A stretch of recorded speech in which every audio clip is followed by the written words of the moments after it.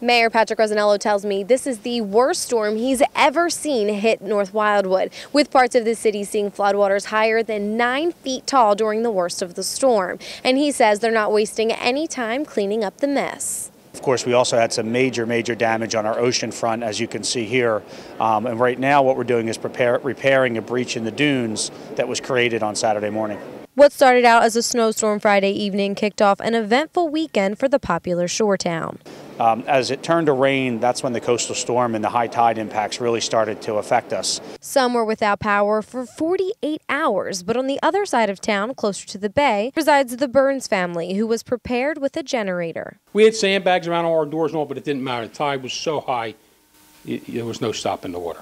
Water that flooded the lower level of their home, leaving this water line and ruining personal items. The ice looked like the Arctic. It was just like the snow's going right down the alleyway, the big clumps of ice.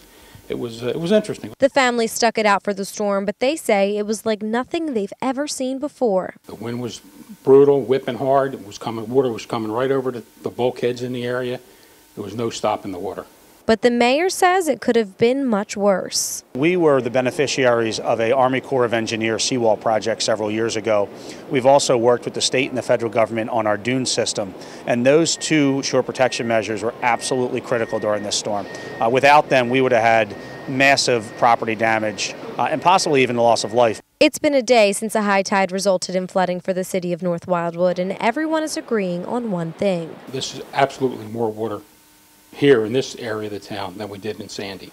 You know, it certainly in North Wildwood exceeds the damage that we saw during Hurricane Sandy.